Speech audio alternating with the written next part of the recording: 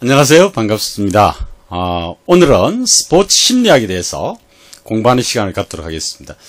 스포츠 심리학은 제가 가장 좋아하는 학문 중에 하나였습니다. 사실은 제가 원래는 스포츠 심리학을 전공하려고 그랬었는데 전에 대학원 지도 교수님께서 너는 반드시 역학을 해야 된다. 너 아니면 역학할 사람이 없다. 그렇게 말씀하셔서 어쩔 수 없이 사실 이 심리학을 포기했습니다. 그 앞에 제가 사실은 전공하려 했던 부분은 심리였습니다. 심리 정말 재밌는 부분이 많거든요. 저는 특히 그 중에서도 동기 유발 이런 부분, 내적 강화, 외적 강화 하는 부분들, 이런 부분들이 굉장히 관심이 많았었고요. 그 다음에 블랙박스 시어리를 해서 블랙박스 이론, 우리 뇌를 블랙박스라고 생각했고, 그런 어떤 블랙박스를 어떻게 하면 아주 멋있게 컨트롤할 수 있을 건지, 그런 이론.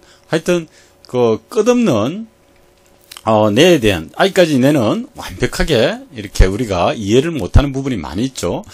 그래서 사실 더 재밌는지도 모르겠어요. 그래서 저는 사실 스포츠 심리라 그러면은 굉장히 자신이 있었고, 제가 학부 다닐 때도 사실, 교수님께서 A 트리플 플러스를 주신 적도 있어요. 레포트 내시면은, 레포트 제가 제출하면은, 교수님께서 이렇게 A 해서, 트리플 플러스 하나, 둘, 셋, 이렇게 해서 항상 주시고, 제가 하여튼, 지금 그 기억이 지금도 선명합니다. 그래서 학생들이, 저를 갖다가 별로, 형님은 너무 열심히 하는 것 같아요 하고 막 좀 비난하고 그런 적도 있었습니다. 그래서 스포츠 심리학이 그 정도로 재미있어서 저는 아주 열심히 한 기억이 있습니다.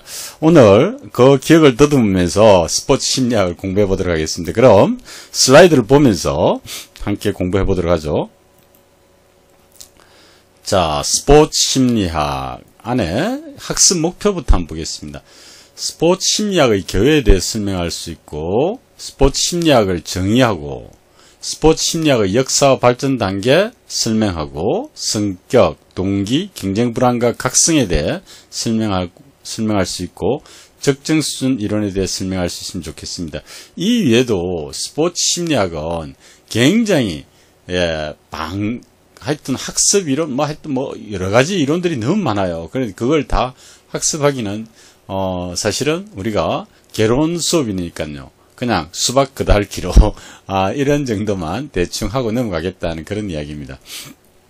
자, 그럼 스포츠 심리학이란 무엇인가 하는 것들 한번 보겠습니다. 제가 이 자료들은 주로 신문 같은데, 그리고 상급 생활체육 지도자 연수 교재라든지 이런 데서 인터넷에서 이렇게 가져왔다는 사실을 미리 알려드립니다. 이 부분도 제가 신문에서 가져온 내용입니다. 나중에 그분 이름이 나올 겁니다. 올림픽 챔피언 이승훈마저 필요성을 언급한 스포츠 심리학이란 무엇인가? 스포츠 심리학의 이해, Understanding Sports Psychology에 따르면 스포츠 심리학은 개인이 스포츠 활동에 참여할 때 어떻게 생각하고 행동하며 느끼는지에 대한 연구입니다. 정확히 말하자면 경기에 참가 중인 선수의 생각과 행동과 감정이 경기 결과와 개인적 성과에 어떤 영향을 미치는지 연구하는 것을 스포츠 심리학이라 한다는 거죠. 그죠? 그래서 이 연구에서 중요한 한 가지 부분이 바로 사회적 요소, 소셜 팩터라는 건데, 예를 들면 왜 북미 아이스하키 리그 NHL 선수들은 경기 도중 상대편과 싸울 때 하키 장갑을 벗는 것일까요? 촉망과 같던 농구 선수가 갑자기 난조에 빠지는 것은 왜일까? 정답은 바로 부담감입니다. 아이스하키는 상당히 공격적인 스포츠이기 때문에 선수들은 관중에 의해서 상대편과 더욱 열정적으로 거칠게 싸워 이기길 원합니다. 그렇기 때문에 난투극이 벌어졌을 때 그들은 장갑을 벗어 던지고 맨주먹으로 상대편과 싸우게 되는 거죠.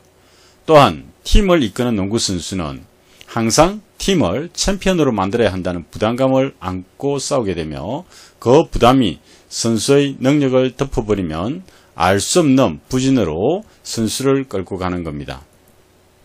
자, 이 그림은 여러분들이 이 이철원 선생님, 조금 전에 그 기사도 이철원 선생님이 쓴 내용입니다. 이걸 좀 한번 치워볼까요? 이게 왜 이렇죠? 예. 이게 자꾸 마우스를 놓으니까 이런 게 나오네요. 예. 이게 이러면 안 되는데, 잠깐만요. 이거는 다시 없애고요.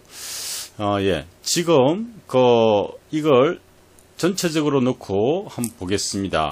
이상적인 훈련 방법이라고 나와 있는데, 요걸, 전체를 한번 보겠습니다. 자, 이상적인 Ideal Training Method라고 나오죠. 그죠? 예, 이상적인 훈련 방법. Psychological Training. 심리적인 트레이닝이라는 거죠. 심리적인 트레이닝과 Physical Training. 신체적인 트레이닝은 equal, 동일하다는 거죠. 이제 이게 이철원 선생님의 이론입니다. 그래서 이상적인 훈련 방법은 심리적인 훈련과 신체적인 훈련을 같이 해야 된다는 그런 이야기입니다. 동일시하게 해서 동일하게 생각하게 이렇게 훈련을 해주는 게 가장 이상적인 훈련이다. 예, 맞겠죠, 그죠? 예, 몸과 마음이 이렇게 연결되어 있어야 되겠죠, 그죠? 제가 다시 이걸 화면을 지금 참 자연스럽지 못한. 자, 보세요. 머리와 몸이 같이 이렇게 움직인다는 거 굉장히 중요하겠죠, 그죠? 예, 그래서 같이 훈련이 되면은 이상적인 훈련 방법이 될 거다 하는 그런 이야기입니다, 그죠? 예. 자, 심리학의 개념 및 정의입니다. 스포츠 심리학, 스포츠 사이콜로지라고 하는데, 스포츠와 운동 생활에서 인간 행동을 과학적으로 탐구하고 그 지식의 현장 보급에 초점을 둔 운동과학, 스포츠 사이언스의 한 분야입니다. 심리학, 사이콜로지는 인간의 행동과 행동에 영향을 미치는 여러가지 변인들을 연구하는 학문으로 정의할 수 있으므로 스포츠 심리학은 스포츠라는 특수한 경쟁적 상황에서 나타나는 인간의 행동, 운동 행동과 그것에 영향을 미치는 여러가지 변인들을 연구하는 학문이라고 할 수 있겠습니다. 이러한 개념의 스포츠 심리학은 심리학의 한 하위 학문 영역으로 심리학과 그 연구 방법이나 내용에 관한 정보를 상호 교환하고 있습니다. 또한 스포츠에서 경기력 향상을 목적으로 하는 스포츠 과학의 주요 하위 학문 영역으로 인정받고 있으며 독자적인 학문 영역을 형성하고 있습니다. 이러한 학문적 독자성은 스포츠 심리학이 연구 대상으로 하고 있는 운동 행동이 행하는 동작의 파워, 타이밍, 정교함이나 섬세함을 요구하는 등 일반 행동과는 다른 특성을 지니고 있고, 스포츠라는 경쟁적 상황에서 이루어짐에 따라 스포츠 심리학의 특수성이 강조되어 심리학과는 다른 독특한 연구 분야를 지니고 있음에 근거합니다. 스포츠 심리학은 다음 두 가지 목적을 가지고 있습니다. 첫 번째, 다양한 심리적 변인이 개인의 운동 참가와 수행에 미치는 영향의 이해. 둘째, 스포츠와 운동 참여가 개인의 다양한 심리적 발달 및 정신적 건강에 미치는 영향의 규명입니다. 따라서 스포츠 심리학 연구자는 운동선수나 청소년, 스포츠 참가자들에게 도움이 되는 다양한 심리적 원리를 찾는 데 노력을 기울입니다. 자, 스포츠 심리학의 개념과 영역입니다. 자, 이 부분은 제가 화면을 크게 해서 한번 설명을 드리도록 하겠습니다. 예. 자, 스포츠 심리학의 개념과 영역 한번 잘 보겠습니다. 스포츠 심리학하고 유사하게 쓰이는 개념은요, 이렇게 운동학습, 운동제어, 운동발달, 그 다음에 스포츠 심리, 운동 심리학, 뭐 이렇게 말을 하는데요. 보통 운동학습 같은 경우에는 운동 행동 모형이라든지 운동학습의 단계와 과정, 운동기억, 연습 법칙, 보강적 피드백, 파지와 전이 뭐 이런 것들, 운동제어는 기억체계, 운동의 법칙, 정보처리 이론, 운동 프로그램, 해본구조, 생태학적 접근, 다이나믹 어프로치 뭐 이런 것. 그리고 운동 발달은 유전과 학습, 발달의 단계 및 특성, 운동 기능의 발달 및 변화, 운동 기능의 최적 수행 평가, 뭐 이런 것들을 공부하고요. 스포츠 심리학은 성격, 동기, 경쟁 불안, 심상 연습, 그 관중 효과, 목표 설정 이런 것들 연구하고요. 그냥 운동 심리학은 운동 참가 동인, 참가 지속, 운동의 심리적 효과, 재활, 상해 뭐 이런 쪽으로 연구하는 학문이라고 그렇게 보시면 될 겁니다. 사실 이걸 뭐 섞어서 쓰는 사람들도 있긴 합니다만은 이렇게 구분해서 나누어서 연구를 하게 됩니다. 근데 학부 과정에서는 이걸 뭉뚱그려서 대체로 연구하는 게 일반적입니다. 자, 그러면은 다시 화면을 돌려보겠습니다. 예. 자, 역사와 스포츠 심리학의 역사와 발전 단계입니다. 이건 옆으로 치우고요. 인간의 운동 행동과 스포츠 행동에 대한 연구는 19세기 후반의 실험 심리학 연구와 행동주의 연구에서 기원을 찾아볼 수 있으며 점차 세분화되고 발전되었습니다. 스포츠 심리학은 인간의 일반적인 행동에 초점을 맞추기보다는 동작의 생성 과정 및 제어 기전, 감각 체계를 통한 정보 처리 과정과 기억 체계, 효율적인 운동 기술의 학습을 위한 연습 계획, 운동 해방의 발달, 스포츠 장면에서 나타나는 선수들의 심리적 특성, 스포츠 행동에 따른 성격의 변화와 경기력 향상을 위한 정신 연습의 효과, 운동 프로그램의 참여 동기와 심리적 혜택 등을 설명하기 위해 체계적이고 과학적으로 스포츠 심리학 연구가 이루어졌습니다. 또한 인간의 행동체계에 대한 메커니즘을 규명하기 위한 연구와 스포츠 행동의 객관적인 관찰 연구들은 1960년대 후반까지 다양한 학술 연구지를 통해 발표되었습니다. 1965년에는 국제 스포츠 심리학회 International Society of Sport Psychology가 결성되고 1991년에는 아시아 남태평양 스포츠 심리학회가 호주에서 창립되어 국제적인 교류를 시작했습니다. 또한 1985년 응용 심리학 심리발전학회가 결성된 이후 건강운동 심리에 대한 관심이 많이 증가했습니다. 이러한 국제적 환경 변화에 따라 국내에서는 1970년대 체육심리학 또는 운동심리학 exercise psychology라는 용어로 심리학적 영역을 표현해 오다 1989년에 한국 스포츠 심리학회가 창립되고 1990년부터는 독자적인 학회지를 발견하기 시작했습니다. 그리고 매년 사회의 세미나를 개최하는 등 심리학적 영역의 급진적 발전을 도모해왔습니다. 그러나 스포츠 심리학이라는 개념이 운동학습, 운동제어, 운동발달, 스포츠 심리 그리고 건강 운동 심리의 하위 영역들을 통칭하는 데 문제가 있습니다. 그래서 이 학회 차원에서 이미 논의된 바가 있습니다. 있음이 학회 차원에서 이미 논의됐다 이렇게 이야기해야 되겠다. 그죠? 20세기 초반에 이르러 스포츠 행동에 대한 심리적 요인을 밝히려는 연구들이 시작되면서 스포츠 장면에서의 심리적 요인과 대처 전략, 참여 동기, 선수들의 불안, 경쟁, 스트레스와 경기력 향상을 위한 훈련 프로그램의 개발과 관련한 현장 연구 결과들이 발표되고 있습니다. 즉, 최근의 스포츠 심리와 건강 운동 심리 영역은 삶의 질 향상을 위한 운동 참가, 경기 장면에서 나타나는 선수들의 부적응 행동의 극복이나 경기력 향상을 위한 상담 및 임상적 연구, 경기에 임하는 선수들의 심리적 상태에 대한 측정 도구의 개발 등 응용 연구에 중점을 둔 결과들이 발표되고 있습니다. 자, 이건 2009년, 2010년 시즌을 끝낸 김연아 선수의 내구조입니다. 자, 여러분들은 어떻습니까? 내구조. 이거 좀 더 크게 볼까요? 글자가 좀 작나요? 예, 한번 크게 보겠습니다. 김연아 선수는 시즌이 끝나면 어떤 생각을 하고 있을까요? 예, 전두엽 쪽에서는 파리 여행 한번 가봐야 되겠다. 꼭 한번. 그리고 또 운전 면허도 따야 되겠는데, 그리고 보조 코치는 어떨까? 그리고 이 짓 계속 해야 돼? 하고 부정적인 생각도 있죠. 그죠? 저 깊숙하게는. 너무너무 힘들겠죠. 김연아 선수 너무너무 힘들었을 거예요. 그 당시만 해도. 압박감도 심했을 거고요. 학교 가야 되는데 두렵다. 공부도 안 했으니까요. 굉장히 두렵대겠죠. 그 다음, 항상 못 먹죠. 체중 때문에, 체중 조절 때문에 못 먹으니까, 어때요? 배 터질 때까지 먹을 거야 하는 그런 마음. 금메달 너무 막 굴렸어. 이런 마음.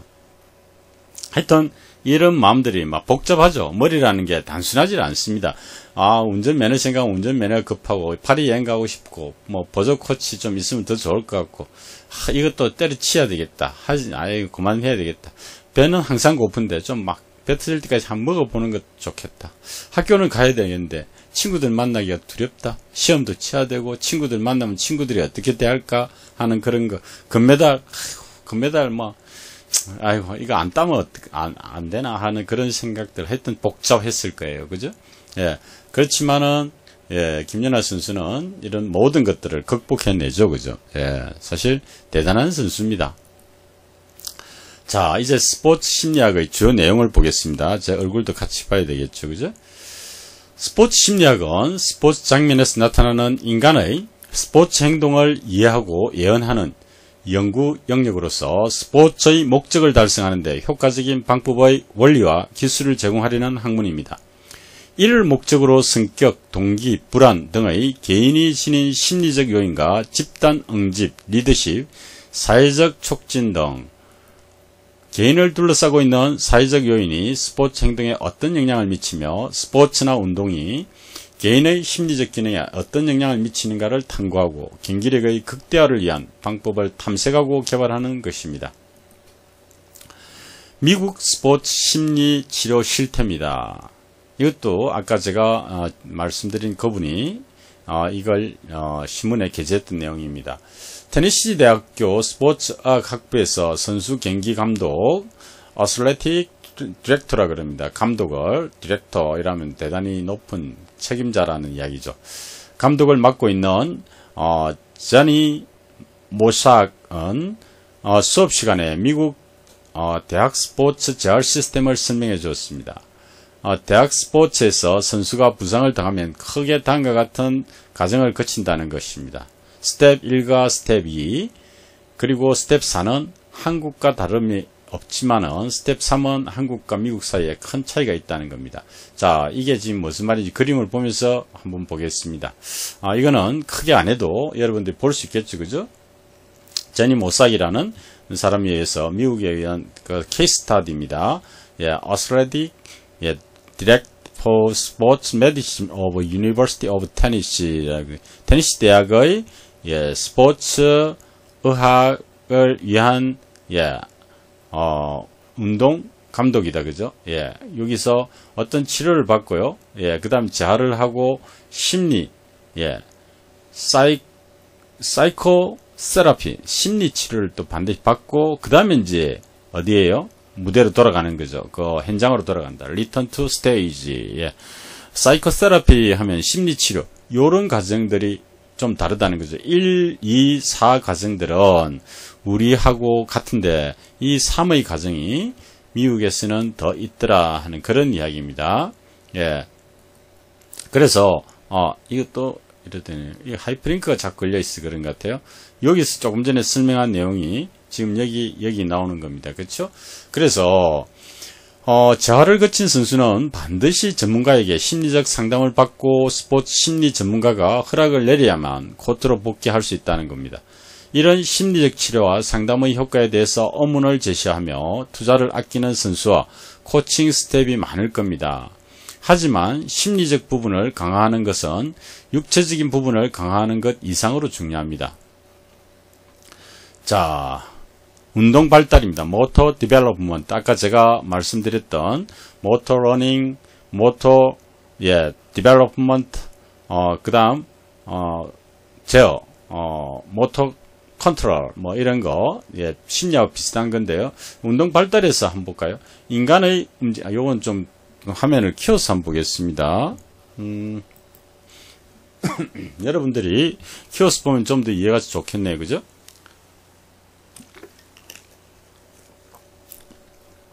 인간의 움직임과 관련된 발달 현상을 연구하는 분야로 운동 행동의 전 생애에 걸친 연속적인 변화와 그 변화가 일어나는 과정을 운동 발달이라 합니다. 이 시기적 구분 보면 태아기는 배아기와 태아기로 나누는데, 배아기라 그러면은 임신에서 출산기, 그러니까 태아기는 임신에서 출산까지를 이야기하는데, 임신에서 8주까지를 우리는 배아기라 그러면 배아기. 이때는 아직 태아가 아니에요. 그러면 8주부터 출생할 때까지를 우리는 태아기라 그럽니다. 그래서 8주라는 것도 대단히 중요하죠, 그죠? 예, 이때는 배아라는 쪽이죠. 일종의 세포 형태로 존재한다, 그죠? 예. 그 다음 이제 영아기는 출생에서 2세까지, 유아기는 2세에서 6세까지, 아동기는 6세에서 12세까지, 보통 초등학생까지를 일반적으로 이야기합니다. 그 다음 청소년기는 12세에서 18세까지, 예. 그 다음 성인기는 초기, 중기, 후기로 나누는데, 예, 성인 초기를 18세에서 40세, 예, 중기를 40세에서 65세, 그 다음 후기를 노인기 65세 이상을 후기라고 그렇게 일반적으로 분류합니다. 18세 되면은 예, 성인이 되는 거죠. 그러니까 여러분들 대충 한번 참고로 알아두면 좋을 것 같아서 제가 자료를 하나 예, 가져왔습니다. 자, 그리고 얼굴을 보면서 해야 될 것 같네요. 또 예. 성격이란 심리학에서 성격은 아주 중요한데요. 성격이란 어떤 사람을 다른 사람과 구분하여 독특한 존재로 변별해주는 여러 특성들의 총합이라고 할 수 있습니다. 성격과 유사한 의미로 사용되는 용어로는 인격, 기질 등이 있으며, 성격에는 독특성, 안정성, 일관성, 내용이라는 세 가지 공통적인 특성이 있습니다. 독특성은 타인과 구분되는 개인 고유의 특별한 성질과 특성입니다. 독특성은 성격 심리학자들이 성격의 특징을 정의할 때 가장 많이 일치되는 요인입니다. 우리는 각 개인이 나름대로 독특한 존재라는 것을 인정하고 생물학적으로나 체험의 측면에서나 개인은 다른 사람과 구분됩니다. 이러한 성격의 독특성 때문에 성격 연구에 대한 대립적인 관점이 존재합니다. 안정성은 시간이나 상황의 변화에 따라 달라지지 않는 행동 특성입니다. 최근에 성격은 개인의 처한 상황의 특수성에 따라 큰 영향을 받는다는 주장이 제기되기도 했습니다. 하지만 성격을 연구하는 학자들 사이에는 개인의 생각, 감정, 행동에는 어느 정도 일관성이 있다고 보는 견해가 지배적입니다. 성격을 정의해 보면요, 스포츠 참여자 가운데 개인차는 분명히 있습니다. 예를 들면은 초조, 경제도전, 숨막힘 등 여기서 그러한 개인차가 성격을 반영하고, 이러한 성격이 예를 들면입니다. 다이빙 할 때 나는 자신감이 있다, 망설여진다 또는 겁이 난다 등 선수의 스포츠 행동에 영향을 미칩니다. 스포츠 성격 연구의 목표는 스포츠에 있어서 개인차에 대한 정확하고 신뢰성 있는 정보를 제공하는 데 있습니다. 어떤 운동을 잘하거나 잘못할 수밖에 없는 어떤 특성 또는 소질을 갖거나 갖지 못했을 것이라는 것입니다. 운동을 잘할 수 있는 특성으로서 운동 경기에 맞는 특성, 즉 스포츠 성격, 스포츠 퍼스널리티를 가졌거나 갖지 않았기 때문이 아닌가의 가능성입니다. 여러 학자들이 성격을 다음과 같이 정의하고 있습니다. 자, 성격의 정의 좀 더 크게 해서 볼까요? 예. 잠깐만요. 예, 크게 해서 보면은 조금 잘리네요. 홀랜드 같은 사람, 1967년 홀랜드라는 사람이 아주 중요합니다. 한 개인을 유일하고 독특하게 하는 특징의 총합이라고 이야기했습니다. 그 다음 길포드는요, 한 인간의 특성의 독특한 유행이라고 이야기했고, 이센크는 환경에 대해 독특하게 적응하도록 하는 한 개인의 성품, 기질, 지성의 안정성 및 그 지속적인 조작이라고 이야기했고요. 올포트라는 사람은 환경에 독특하게 적응하도록 결정지어주는 개인 내의 심리, 물리적 체계의 역동적 조직이라 했습니다. 그 다음에 마디라는 사람, 시간적으로 연속성이 있고 적극적인 상황이 주는 사회적, 생물학적 압력에만 비추어선 쉽게 이해할 수도 안 될 수도 있는 인간의 심리학적 행동, 사고, 감정, 행위에서의 공통성과 상이점을 결정해주는 항상성 있는 특징이라고 했습니다. 특징과 경향이라고 했죠. 우리 텐던시라고 그렇게 이야기, 경향성, 캐릭터리스틱, 특징. 자, 크게 했을 때 한번 보고요. 안 보이는 부분은 다시 화면을 당겨서 한번 보겠습니다.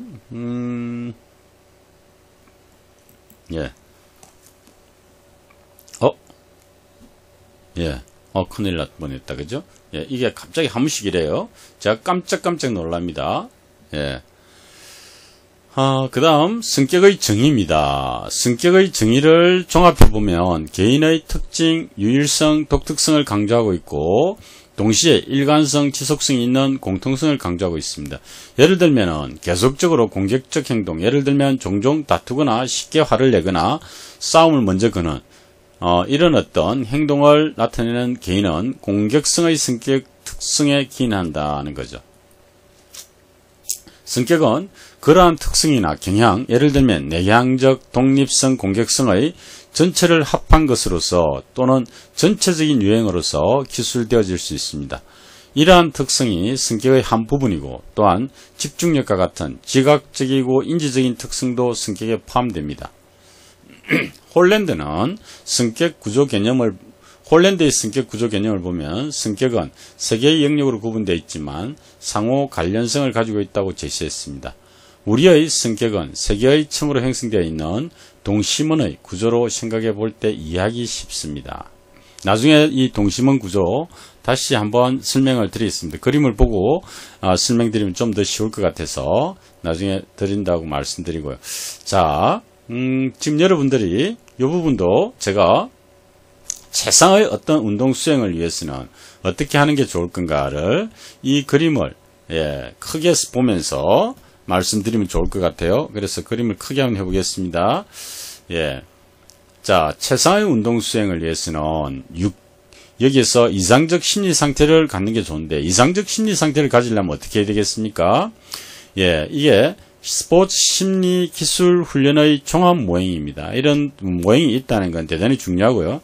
이게 이제 사실 여러분들도 앞으로 이런 모형을 만들 수 있다는 생각을 하시면서 보면 더 좋을 것 같아요.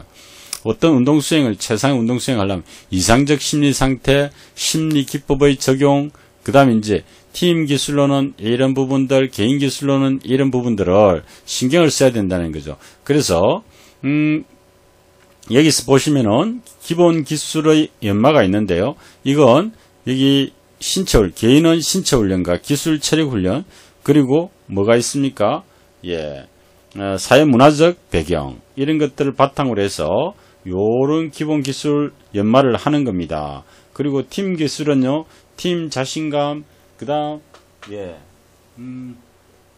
응집력, 의사소통, 리더십, 이런 부분들을 합쳐서 성취 동기, 지각, 창의적 사고, 자기 관리, 유능감을 통해서 뭘 합니까? 심리 기법을 적용합니다. 그래서 요렇게 가게 되는데요. 이게 루틴하게 돌아가는 거죠. 루틴하게. 일상화 된다는 거죠. 일상화. 계속해서 습관적으로 루틴화하면 습관화 시킨다는. 스포츠 기술을 단순 맹쾌 목표 설정을 하고요. 각성 조절 이완 심상 훈련을 하고 목적적 긍정적 생각을 합니다. 그래서 스포츠 기술을 익히는 거죠. 그러고 나서 다시 이제 이상적 심리 상태로 만드는데 집중력 키우기 위해서 유쾌한 감정 상태를 만들고 적정 각성 수준, 적정 optimal arousal 뭐 이렇게 이야기하죠, 그죠?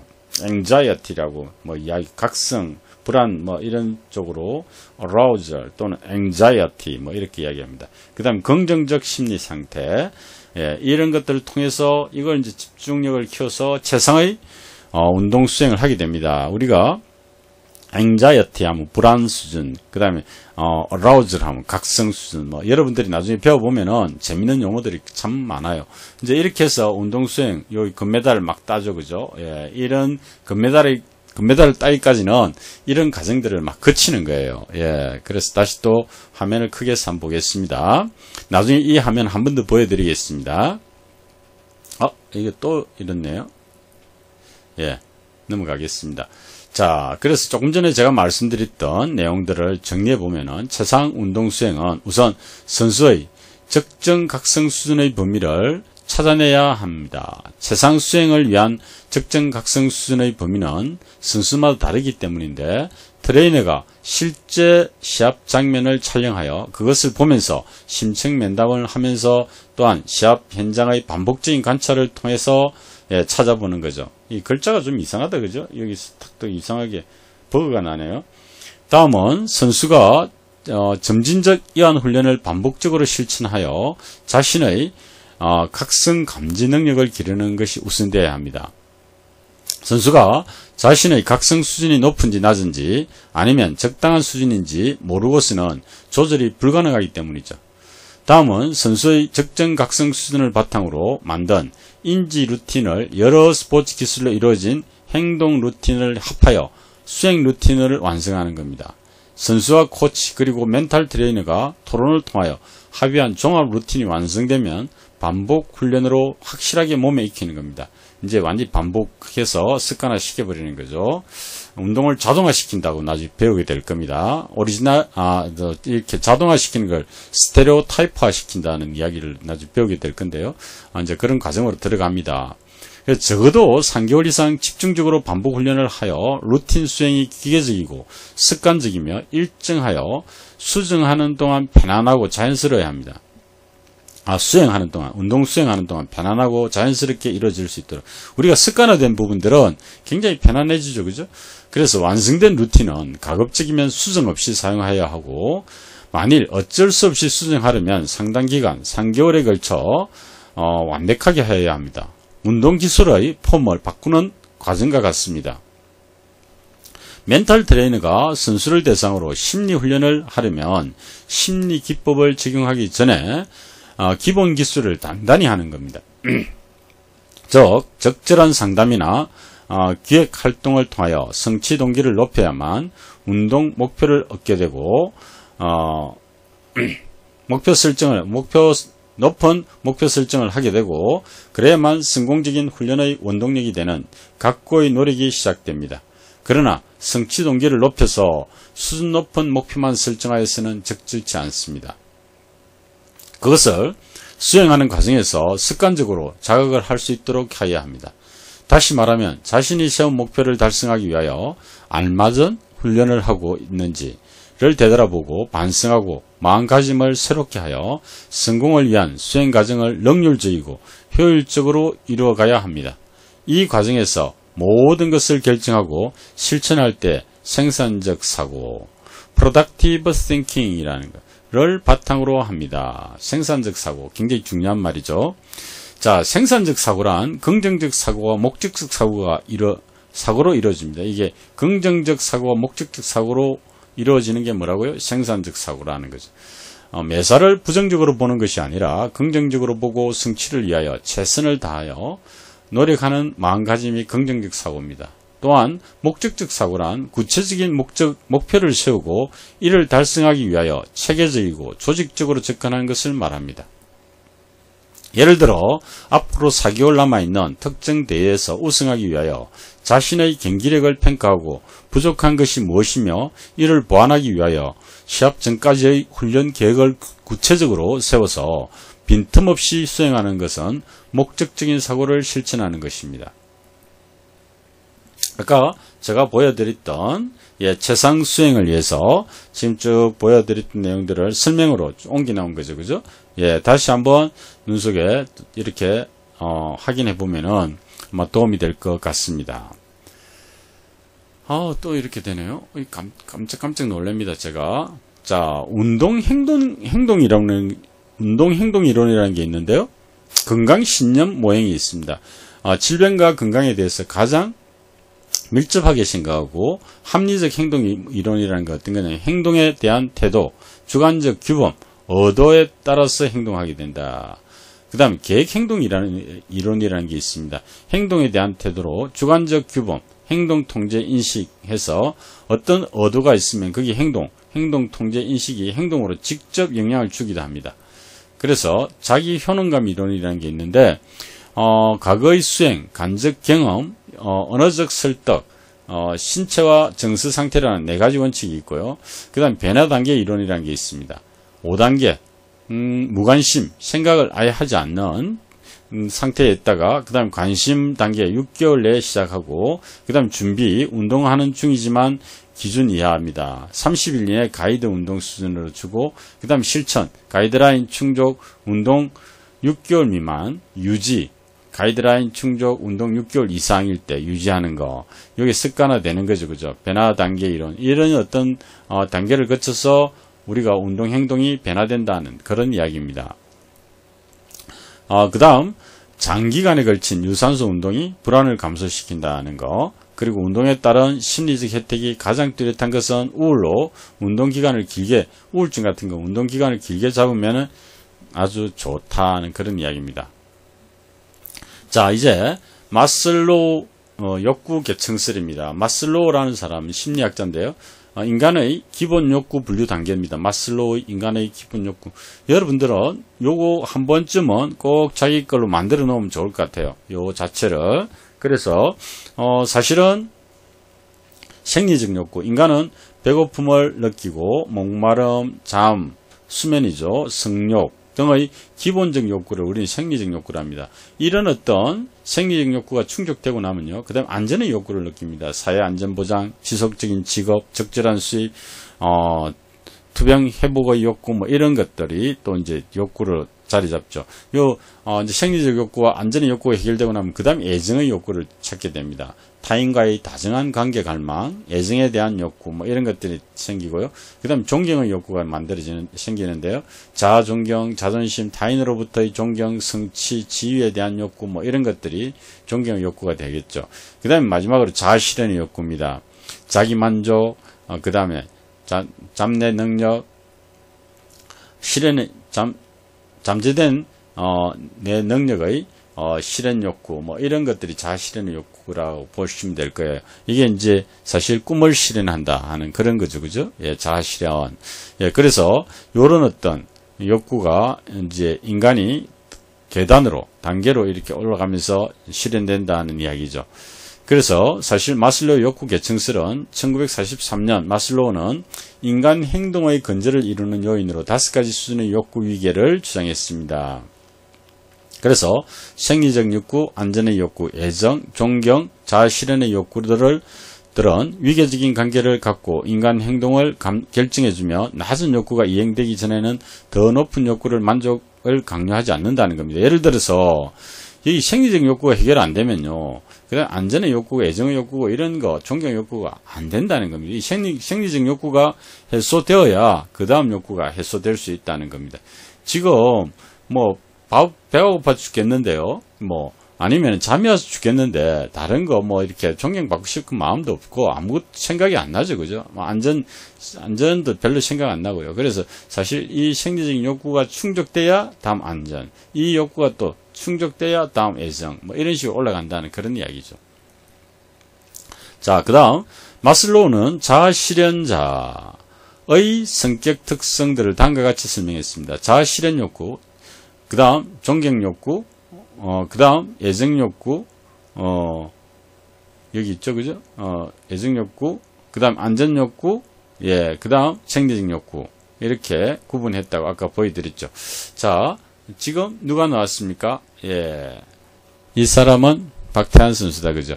지금 이 사람을 왜 제가 보여드립니까? 예, 심리적인 선수가 지금 이제 경기장으로 이제 입장하고 있는 건데요. 이 심리 치료를 심리적인 어떤 훈련을 받은 대로 하는 거죠. 자기가 이제 평소에 이렇게 음악을 듣고 항상 듣는 음악을 또 듣는 거죠. 다른데 어떤 영향을 안 받는 거죠, 그죠? 이때 가면 막 가음 지르고 막 관중들이 난리를 치죠, 그죠? 그때 이제 사실은 그런 영향을 받지 않기 위해서 이런 어떤 음악을 듣는다든지 하는 자기 루틴한 일상적인 행동으로 지금 경기장에 들어갑니다. 또 이게 하이프링크가 걸려있어 그래요. 자, 동기입니다. 동기, 모티베이션. 동기의 어원은 움직인다라는 뜻입니다. 동기라는 용어는 매우 다양한 의미로 쓰이기 때문에 이를 한마디로 정의하기는 매우 어렵습니다.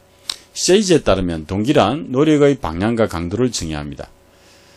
강도로 정의되는데 노력의 방향은 어떤 사람이 특정 상황이나 행동을 추구하고 거기로 다가가는지의 여부를 말하며 노력의 강도는 어떤 사람이 어떤 상황에서 얼마만큼의 노력을 투입하는지를 의미합니다.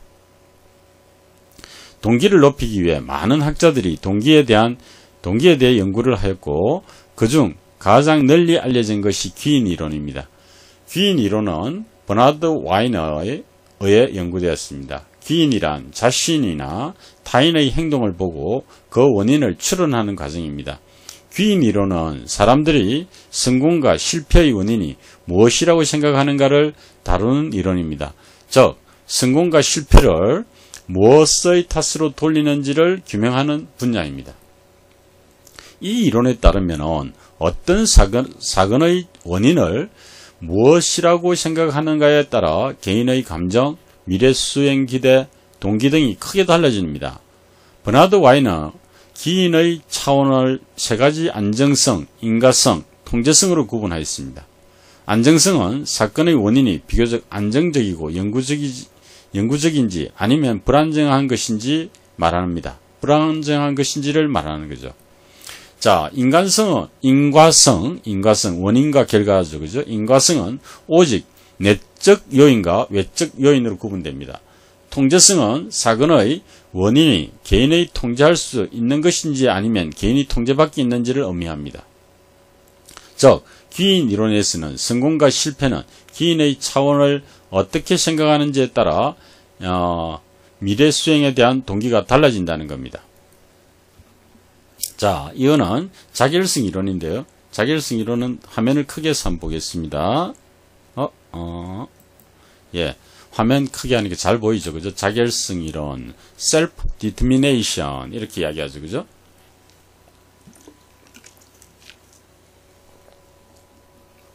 여기 보시면은 내적 동기와 외적 동기가 있습니다. 외적 동기, 내적 동기.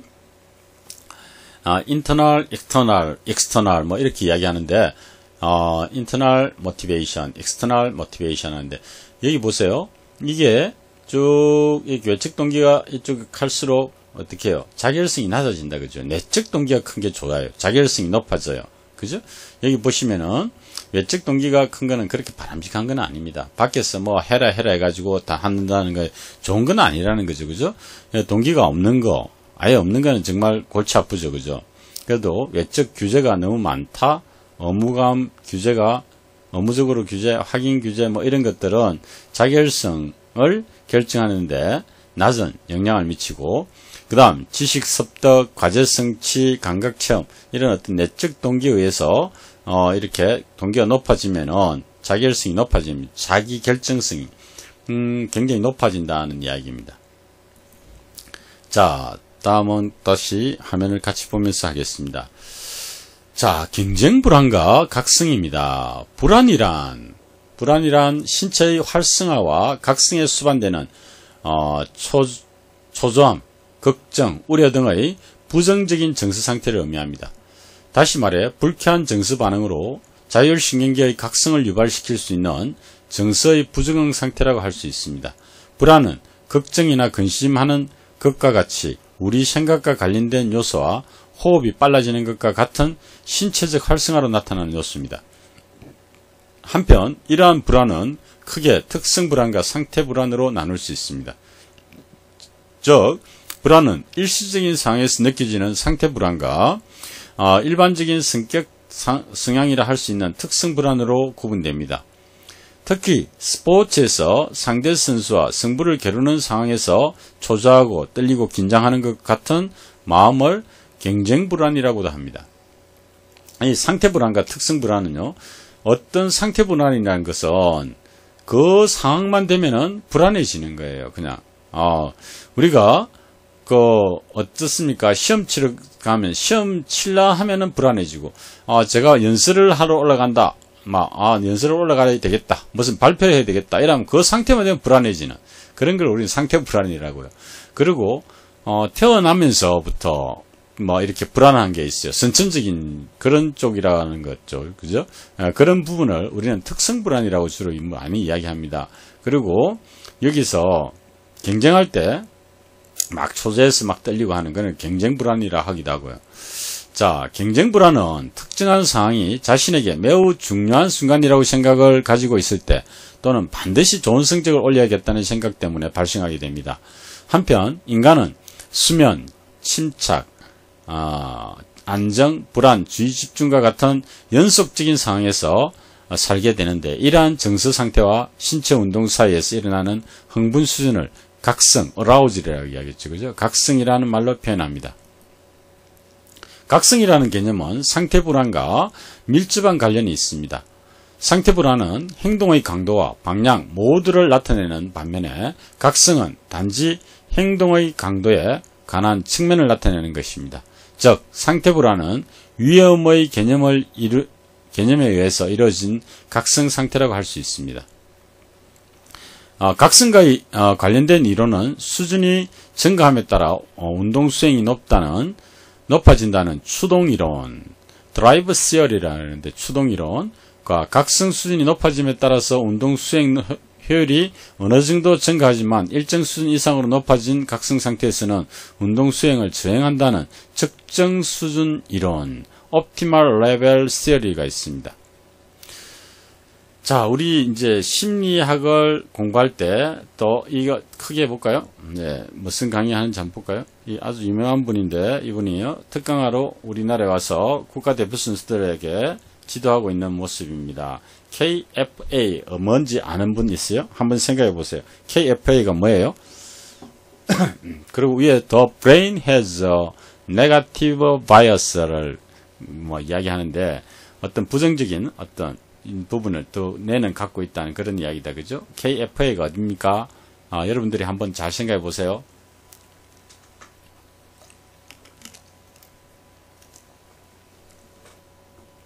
예, 한번 생각해 봤습니까? 제가 다시 보면서 하겠습니다. 잠깐 물 마셨거든요. 예, KFA, 예, 코리아 풋볼 어소시에이션, 한국 대한축구협회다, 그죠? 예, 여기서 이제 이 심리학에 관한 특강을 했습니다. 이 특강에 우리나라 선수들이 많이 들었습니다. 근데, 이거. 이런 어떤 특강 들어보면은 재밌는 게 많습니다. 여러 가지 이론들이 많이 있습니다. 추동 이론, 해석, 이런 것들. 지금 한번 보겠습니다. 어이구, 큰일 났다. 예. 잘 해결됐습니다.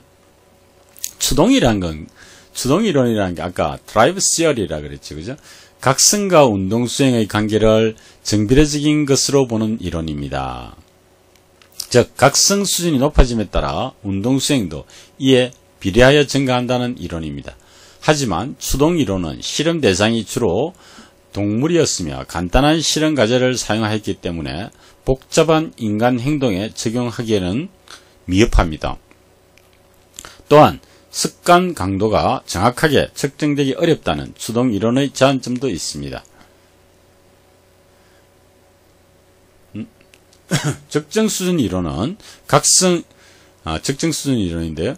각성이 너무 낮거나 높으면 수행에 방해가 되고 중간 정도의 각성 수준이 최고의 운동 수행을 발휘한다는 이론입니다.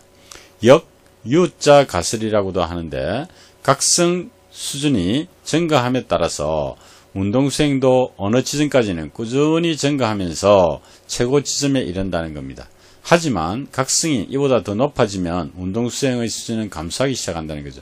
이 이크다스는 역유자, 역유이라기도 하는데 이걸 컵을 이렇게 뒤집어 놓는 거죠. 그죠? 컵을 이렇게 뒤집어 놓으면은 U자를 뒤집어 놓으면은 요런 게 되죠. 아이고 죄송. 예. 그래서 요렇게 우리가 요런 어떤 역컵 곡선을 그려보면요, 요 각성 수준이 어떻게 해요? 적절할 때 이게 좋다는 그런 이야기입니다. 조금 읽어보면 나중에 나옵니다. 운동 수행 곡선은 마치 U자를 뒤집어 놓은 듯한 행상을 하고 있다는 겁니다. 즉, 적정 각성 수준에서 최고의 수행을 발휘하며 양극단의 각성은 저조한 수행을 초래합니다. 스포츠 상황에서 역유자 가설은 추동 이론보다 훨씬 더 타당성이 있는 것으로 받아들여졌습니다. 하지만 이 운동 기술의 수행을 완벽하게 설명하는 것은 아닙니다. 이 가설의 가장 큰 문제점은 과연 적정 각성 수준이 어디에 있으며 이를 어떻게 찾았는가 하는 것입니다. 적정 각성 수준은 개인적인 특성과 종목별 특성 그리고 종목에 대한 숙련도 등에 따라 다를 수도 있습니다.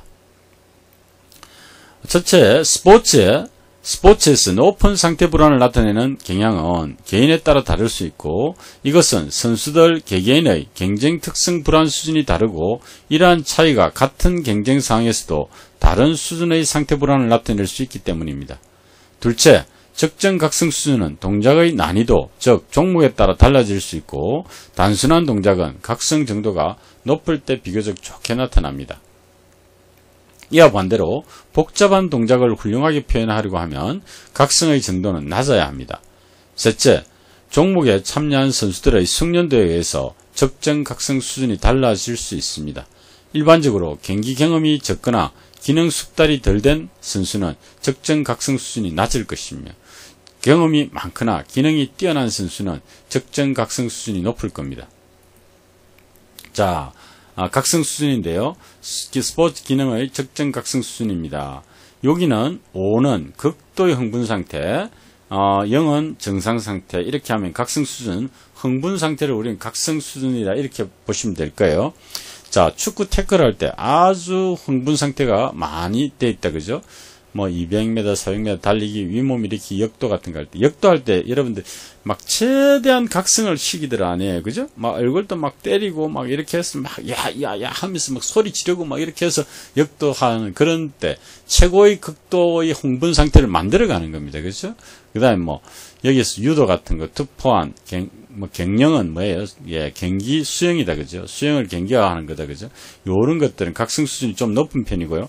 그다음 적정하게 역컵 이론에서 요렇게 컵을 그렸을 때 요 중간쯤 오는 거, 예, 요거는 이 극도의 성분 상태, 요는 아주 이렇게 이런 상태 5 정도 되는 거, 여기는 0 정도 되는 거, 그렇다, 그죠? 여기 4는 뭐 이런 유도, 멀리뛰기, 뭐 레슬링 같은 거, 그 다음에 3 농구, 드리블, 권투, 높이뛰기. 우리 대부분의 운동 선수들은 요 3의 정도 적절한 각성 수준을 주로 많이 한다, 그죠? 그 다음에 야구, 투구, 타격, 다이빙, 펜싱, 테니스 등. 그 다음에 근소한 각성, 양궁. 너무 각성을 안 해도 안 되겠죠, 그죠? 양궁 딱 총 쏘는데, 그죠? 안 그러면 양궁 활 딱 쏘는데 이걸 각성을 너무 안 해도 안 되고 너무 많이 해도 안 됩니다. 그렇죠? 그 다음에 골프 퍼팅 같은 거요. 이때 그 다음에 안정상태, 정상상태는 0이라고 보는 거죠. 각성이. 자, 그래서 주의, attention, 스포츠의 주의 집중인데요. attention은 그럼 어떤 건가? 주의는 개인이 외부 세계를 지각하기 위해 자신의 감각을 이용하는 과정을 설명할 때 사용되는 용어입니다. 이러한 주의 집중의 개념은 단순히 한 가지 일에 몰두함을 의미하며 이를 위해 그 일과 무관한 자극을 배제시키는 과정을 함축합니다. 스포츠에서 주의 집중 유형은 크게 두 가지로 나눌 수 있습니다. 즉, 주의의 폭과 주의의 방향입니다. 자, 주의의 폭과 방향. 주의의 폭은 선수가 한순간에 다루려는 지각적 장, 필드, 지각적 장이 얼마나 넓으며 얼마나 많은 정보와 관련되어 있는가를 의미합니다. 주의의 방향은 선수들의 주의가 내적이냐 혹은 외적이냐를 의미합니다. 스포츠 장면에서 선수들은 자신의 사고나 느낌 혹은 내적 단서들에 주의가 집중될 수 있으며 경기 상황이나 상대의 전략 등 환경적, 외적 단서들에 주의가 집중될 수 있습니다. 자, 심리 기술의 상호 연관성입니다. 심리 기술의 상호, 자꾸만 이게 나오네요. 심리 에너지 관리, 스트레스 관리, 심상 기술, 주의 집중 기술, 목표 설정 기술, 뭐 이런 것들이 심리 기술의 상호 연관성이 있다는 그런 이야기입니다. 요걸 잠깐만, 이거는 그냥 안 봐도 그냥 가도 되겠습니다. 그렇죠? 예, 그냥 가겠습니다. 자, 심상. 조금 전에 봤죠. 그죠? 여기서 심상. 예. 심상기술이 봤었잖아요. 그죠? 자, 심상이란 게 뭔가 하면요. 심상이란 모든 감각을 동원하여 마음속으로 어떤 경험을 떠올리거나 새로이 만드는 것이라고 정의할 수 있습니다. 우리는 어떤 것을 실제로 체험하지 않고도 그 이미지를 상상할 수 있고 움직임을 느끼며 냄새, 맛, 소리 등을 마음속으로 떠올릴 수 있습니다. 눈을 감으면 이러한 심상을 떠올리는 데 도움이 되기도 합니다. 심상은 의식이 있는 상태에서 어떤 목표를 갖고 이루어지므로 잠잘 때 나타나는 꿈과 구분됩니다. 심상훈련이란 심상을 통제하면서 체계적으로 이용하는 방법을 배우는 과정입니다. 심상훈련 또는 심상과 유사한 의미로 사용되는 개념에는 mental practice, 정신연습, 그 다음에 psychological practice라 심리연습, 예. 이미지 트레이닝, 이건 영어로 그냥 이미지 트레이닝 많이 쓴다 그죠? 이미지 트레이닝, 정신훈련, 예. 아까 멘탈 트레이닝하고 훈련하고 뭐 이건 멘탈 엑서사이즈 뭐 이렇게 이야기해도 되고요. 그 다음에 상징적 시연, 시각화 등이 있습니다. 스포츠 심리학에서는 심상과 정신연습이란 두 용어가 의미의 구분 없이 가장 많이 사용됩니다. 자, 주요 용어입니다. 심리, 마음의 작용과 의식의 상태를 말한다. 성격은 개인이 가지고 있는 고유의 성질이나 품성을 뜻하는 것. 동기, 어떤 일이나 행동을 일으키게 하는 계기를 동기라 한다. 불안, 마음이 편하지 아니하고 조마조마한 상태를 불안하다. 각성, 깨어서 정신을 차리는 것. 심상, 이전에 경험한 것이 마음속에서 시각적으로 나타나는 상태를 심상이라 한다. 이런 용어 정도는 심리학을 공부했다면 알고 있으면 좋겠습니다. 자, 최상수행. 아까 우리가 한번 이야기를 했는데요. 이걸 크게 한번 볼까요? 예, 그림을 크게 해서 한번 보겠습니다. 예. 아이고. 예. 깜짝 놀라게 합니다. 그죠? 예, 최상. 아까 이걸, 그림으로 한번 봤죠. 그죠? 예, 이걸 다시 또 이렇게도 표현할 수 있습니다. 한번 잘 보세요. 골프 기술, 체력, 그 다음에 사회문화적 배경, 그 다음 기본 기술의 연마를 위해서 성취 동기, 자격, 창의적 사고, 유능감, 이런 것들, 그 다음에 루틴하게 하는 거, 심리 기법의 적용, 이상적 심리 상태, 잘 한번 보세요.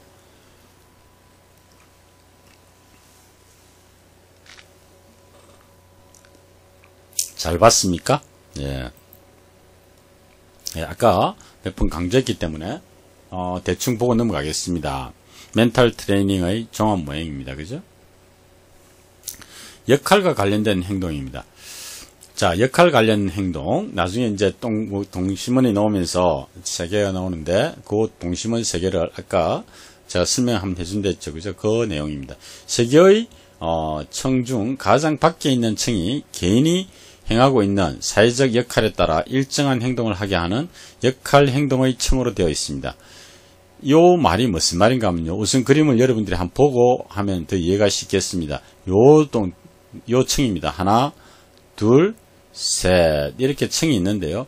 제일 안에 있는, 원을 핵심, 심리적 핵이라 그러고, 두 번째, 전행적 반응, 세 번째, 역할 관련 행동, 그 다음에 바꿔를 사회적 행동, 이런 건데, 성격이란 어떤 사람이 다른 사람과 구별되도록 해주는 여러 특성들, 아까 이건 배웠고요. 스포츠 참가자의 성격과 경쟁 불안인데, 요 중에서도 스포츠 성격을 지금 다루는데, 요 내용들은 조금 있다가 제가 다시 화면을 크게 써 보여드리겠습니다. 그래서 지금 이제 원 3개가, 아까 자꾸 원 3개 나와서, 여러분 원 3개가 뭐지 생각할까 봐서 제가 미리 이렇게 보여드리는 거예요. 예. 역할과 관련된 행동입니다. 그래서 세계의 청중 이렇게 있죠. 그죠? 인간은 항상 주어진 여건이나 환경의 변화에 따라서 행위를 다르게 한다는 겁니다. 예를 들면은 대학 스카우트 담당 코치가 한 유명한 선수를 스카우트하기 위해 그 선수의 성격적 특성이 어떠한지 그 선수에 관해 고등학교 코치와 부모들한테 물어보았습니다. 그 선수의 고등학교 코치는 그 선수에 대해 아주 과묵하고 성실하며 말이 없는 편이라고 대답하였습니다만 똑같은 질문을 그의 부모에게 했더니 그는 아주 사교적이고 활발하며 활달하며 말하기를 좋아한다고 대답했습니다. 이와 같이 어떤 역할과 관련된 행위에 근거를 두고 그 사람의 성격 특성을 논하기에는 약간의 문제가 있습니다. 그러므로 사람의 성격적 특성을 이러한 역할과 관련된 행위에 대해 고정관념을 가지고 대할 필요는 없습니다. 자, 스포츠 참가자의 경쟁 불안 중에서 스포츠 성격입니다. 제가 크게 해서 한번 보겠습니다. 어디 갔죠? 예, 지금 보시면은, 제일 안에, 우리가, 제일 바깥쪽에, 어떻게 역할 관련 행동, 조금 전에 우리 공부했죠, 그죠? 주어진 상황을 인식해서 행하는 행동, 환경에 민감하게 반응한다는 거죠. 조금 전에 그 선수 같은 경우에, 코치가 보는 것과 부모들이 보는 것 전혀 다르죠, 그죠? 예, 그 다음 이제, 조금 있으면 전행적 반응, 심리적 핵이 반영되어 환경에 대응하고 적응하기 위한 학습된 일반적인 행동 양식입니다. 그 다음에 심리적 핵, 이건 어떤 사람의 가치관과 철학과 같이 본질적인 속성을 갖고 있습니다. 잘 변하지 않고 내면 깊이 자리 잡고 있습니다. 그 친구 정말 대단한 친구야. 그 친구 가치관이 확실해. 철학이 있어. 할 때 그 안에 깊이 있는 요 심리적 핵은 잘 바뀌지 않는다는 그런 이야기죠. 예, 다시 화면을 보면서 이야기하겠습니다. 사실은 요 부분을 다시 또 설명을 할 겁니다. 전행적인 반응. 조금 전에 공부했던 거는 역할 관련 행동이었죠. 전행적인 반응과 심리적 핵. 어떤 건지. 전행적인 반응이란 건 두 번째 층에서 각 상황에 따라서 일정하게 반응하는 전행적 반응의 층이 있습니다. 대부분 우리들은 주위의 환경 여건에 따라서 일상적으로 반응하는 태도를 보이게 되며 자신의 반응을 전행적으로 자신의 틀에 박힌 태도로 표현할지도 모릅니다. 어떤 사람이 가식적인 행위를 하지 않고 변덕스러운 성격을 지니지 않고 있다면 전행적인 반응은 그 사람의 심리적인 핵과 동일한 것입니다. 예를 들면 어떤 사람이 모든 행태의 환경적 조건에 불안하고 긴장된 감정을 가지고 반응한다면 그 사람을 심리적으로 불안한 사람이라고 결론을 내릴 수 있습니다. 자, 그러면 제일 안쪽에 있는 심리적 핵이란 게 어떤 건가? 심리적 핵은 개인 성격의 인간 본래의 내면적이고 순수한 면을 나타내고 있는 것으로 그 사람의 기본적인 태도, 가치관, 적성, 동기 등을 포함하고 있습니다.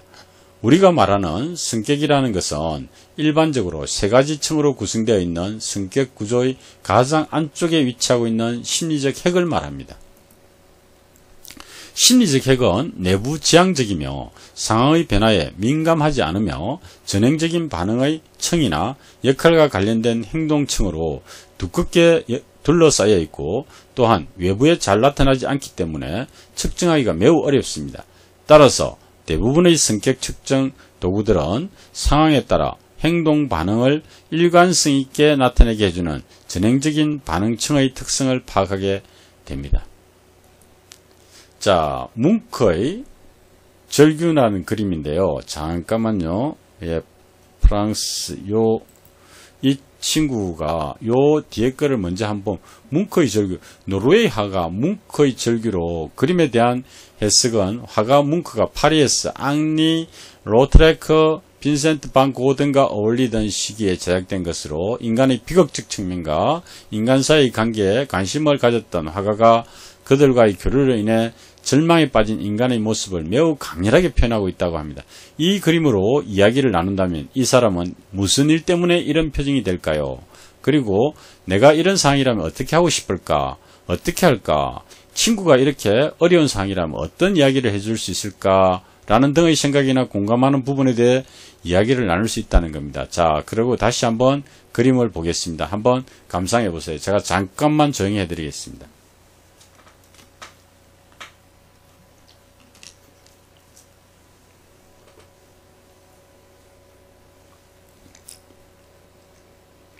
예, 다시 화면을 같이 보겠습니다. 깜짝 놀랍니다. 그죠? 예, 자, 뭉크의 절규. 예, 굉장히 힘들어하는 그런 그림이다. 그죠? 예. 이 그림 보면서, 예, 아주 잘 그렸다고 생각하는 사람 없을 것 같아요. 근데, 유명한 그림이다. 그죠? 뭉크의 절규. 이거, 뭐, 정말 노르웨이 할가 뭉크의 이 자체가 사실 심리학에서는 굉장히 많이 쓰인답니다. 자, 그래서 조금 전에 제가 쭉 이야기했던 이런 상이라면 어떻게 하고 싶을까? 어떻게 할까? 친구가 이렇게 어려운 상이라면 어떤 이야기를 해줄 수 있을까? 하는 것들을 어떻게 해요? 여기서 이 그림을 통해서 이야기의 소재를 잡는다는 거죠. 이 사람은 무슨 일 때문에 이런 표정일까요? 하고 물어본다. 그럼 여러분은 어떻게 대답하겠어요? 내가 이런 상이라면 어떻게 하고 싶을까? 어떻게 할까? 또 물어보죠. 친구가 이렇게 어려운 상이라면 어떤 이야기를 해줄 수 있을까? 하고 물어봅니다. 라는 등의 생각이나 공감하는 부분에 대해서 이야기를 나눌 수 있다는 겁니다. 성격의 측정에 사용되고 있는 여러 가지 검사들은 각기 그 목적, 대상, 구성 요소가 다르기 때문에 사용에 있어서 신중히 고려되어 선택해야 된다는 거죠. 자, 이것도 뭐 그냥 보면 되겠습니다. 우사인 볼트 선수. 이게 지금 이런 식으로 나와서 좀 치우고 하는 게 낫겠네요. 이 그림이 참 재밌는 그림이 됐어요. 다시 하는 게 나을 것 같아요. 이게 자꾸만 나오네요. 자, 갔다가 다시 와서,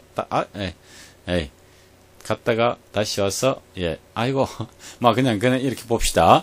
자, 우사인 볼트가 부정 출발을 한 진짜 이유는 알수록 신기한 스포츠 심리학의 세계, 이렇게 돼 있죠. 여러분 생각은 어떻습니까? 우사인 볼트 선수가 부정 출발을 왜 했겠습니까?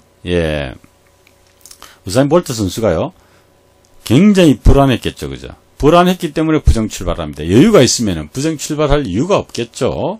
그래서 불안 때문에 나타나는 현상이다. 이렇게 보시면 될 거예요. 자, 다시 한번 오겠습니다. 제가 그림을 한 개 더 가져올 걸 그랬습니다. 이거 왜 이러죠? 자, 그리고, 이것도 아닌데. 죄송합니다. 갑자기 이렇게 되니까 헷갈린다. 그죠? 성격과 스포츠 수행입니다. 직접적 스포츠는 직접적으로 공격성이 표현될 수 있는 스포츠 종목을 말하며 더욱 불안해하고 의존적이고 외향적이며 목표에 주의를 더 기울입니다. 평행적 스포츠는 공격성이 불가능한 종목을 말합니다. 연구 결과 선수와 비선수 집단을 변별해주는 단일한 성격 유형은 없었고, 스포츠 종목에서 성격의 차이점이 있었습니다. 여기 보시면은 종목별 성격 특성이 있는데요. 이것도 크게 해서 보는 게 더 낫겠죠? 한번 봅시다. 큰일 난다, 진짜. 단체 경기 선수, 비교 집단, 선수와 비선수, 단체 경기 선수와 비선수를 비교해보면은 성격 특성은 덜 추상적이고, 외향적이고, 의존적이고, 덜 자아적이다. 개인 종목 선수, 비선수 비교를 딱 해보니까 덜 추상적, 덜 불안, 덜 의존, 객관적이다. 단체 경기가 좀 더 외향적이고요. 개인 종목 선수가 조금 더 의존적이고 조금 어떻게 해요? 여기 보면 개인 종목 선수 보면은 덜 외향적이다. 그죠? 이런 식으로 단체 경기는 좀 외향적이다. 그죠? 여러 사람들하고 같이 어울리니까 요렇게 딱 해서 보면 돼요. 그래서 개인 선수들은 조금 소극적이다 하는 그런 쪽으로 그냥 생각하시면 될 거예요. 요 표를 여러분들이 한번 쭉 보면서요. 단체 경기는 좀 그렇겠다. 여러 사람들이 같이 하니까 굉장히 외향적이 될 수 있겠다. 근데 개인 경기는 자기가 혼자서 경기를 하니까 좀 더 소극적이고 내성적일 수 있겠다 하는 그런 쪽으로 생각하면서 이 표를 보면 좋을 것 같아요. 자, 다시 표를 보면서 돌아가겠습니다. 이건 치우고요. 자, 예를 들면 단체 종목 선수가 개인 종목 선수에 비해 외향적이고 의존적이었다는 사실입니다. 결론적으로 스포츠 성격의 구명은 연구에서 명확히 한다는 게 구명입니다. 구명에 대해서는 아직까지 뚜렷한 결론을 도출할 만큼 면밀한 연구가 그리 많이 이루어졌다고는 할 수 없으며 여러 가지 이론적, 방법론적 문제점들을 감안한 연구가 더욱 필요합니다. 자, 이렇게 해서 제가 스포츠 심리학 단원을 마치는데요. 다음 시간은 스포츠 경영학입니다. 스포츠 경영학. 아주 이 부분도 뭐 재밌는 학문입니다. 최근에 뭐 만들어진, 그렇게, 연륜이 오래된 학문은 아닙니다. 그래서 뭐 한 10년 전부터 스포츠 경영학이 이렇게 많이 뜨고 있습니다. 다음 시간에는 스포츠 경영학을 할 건데요. 이번 시간에 간단히 정리를 한번 해보면요. 화면을 바꿔서 한번 이야기해 보겠습니다. 제가 수업을 처음 시작하면서 스포츠 심리학은 대단히 재밌는 수업이다고 말씀을 드렸죠. 그죠? 예, 사실 굉장히 재밌는 수업이에요. 여러분들도 스포츠 심리학에 대해서 한번 깊이 있게 한번 연구 한번 해보세요. 굉장히 재밌는 학문이고요. 그리고 친구들 간에도 한번 스포츠 심리학에 대해서 나는 이렇게 생각해, 너는 어떻게 생각해 하고 이야기들 한번 해보세요. 그리고 스포츠 심리학에 어떤 법칙들이 있는지 뭐 굉장히 많습니다. 법칙만 해도 여러분들이 뭐 평생을 배워도 못 배울 정도로 많은 법칙들이 있습니다. 그래서 우리 인간의 어떤 행동을 연구한다는 건 대단히 중요하거든요. 그리고 자기 자신에 대해서도 한번 생각을 해보세요. 내가 과연 어떤 식으로 행동을 하는가? 그리고 내가 과연 이런 행동이 어떤 기준에 의해서 이런 행동이 이루어지는가? 경쟁 불안, 동기, 뭐 이런 부분들 오늘 쭉 배운 거 보면은 최상의 운동 수행을 위해서 우리는 어떤 준비를 해야 될까? 하는 그런 것들이 있잖아요. 그죠? 예, 그래서 실제로는 김연아 선수의 머리도 한번 생각해 보고요. 내 머릿속도 한번 생각해 보고요.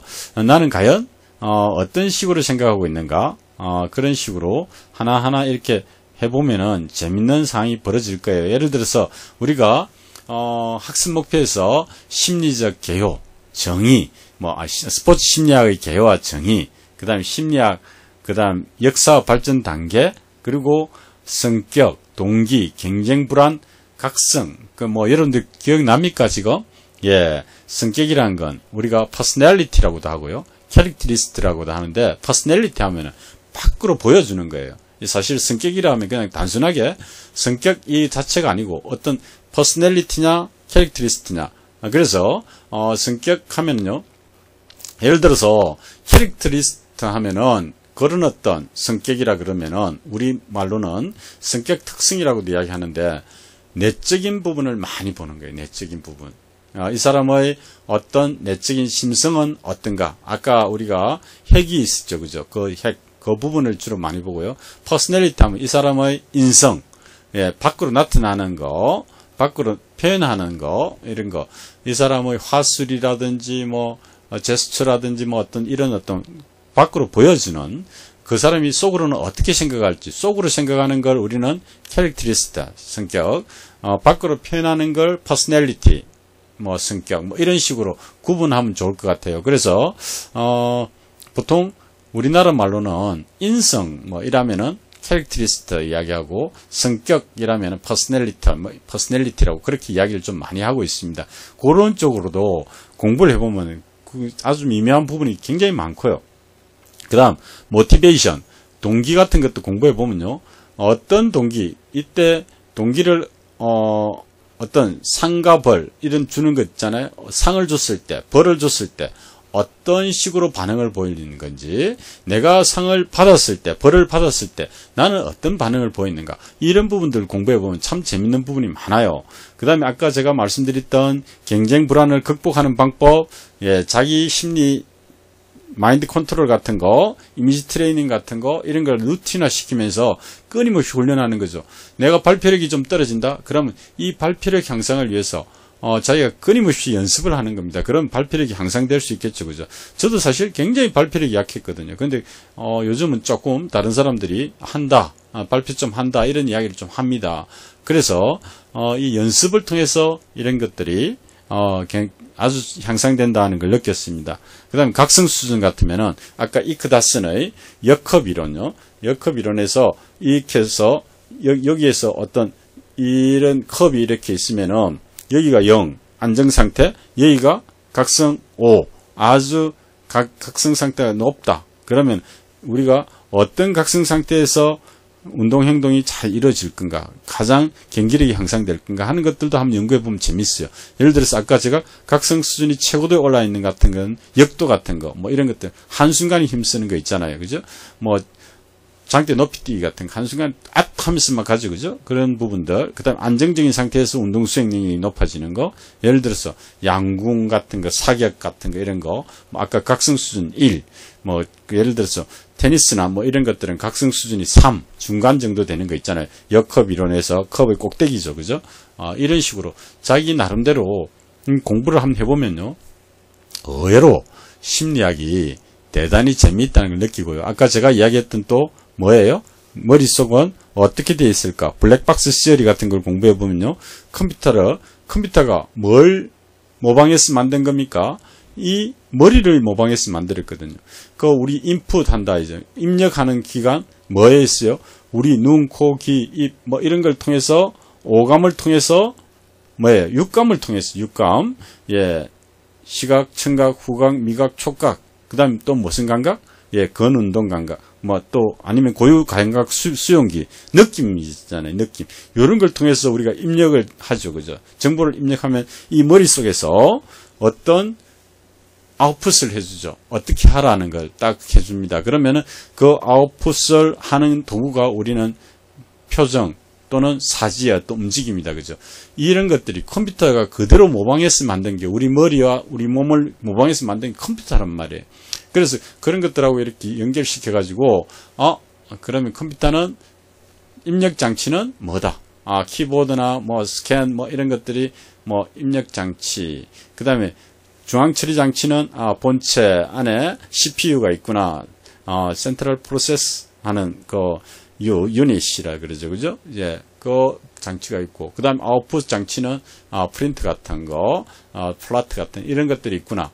그래서 인간 우리 지금 시중에 나와 있는 많은 기계들이나 기구들 이런 거 보면은 전부 다 뭔가를 보고 모방한 겁니다. 그래서 여러분들이 잘만 보면 여러분들도 그런 어떤 발명가가 될 수 있고요. 그리고 이 심리적인 부분까지 더해지면은 아주 훌륭한 재미있는 어떤 결과가 도출될 수 있을 거예요.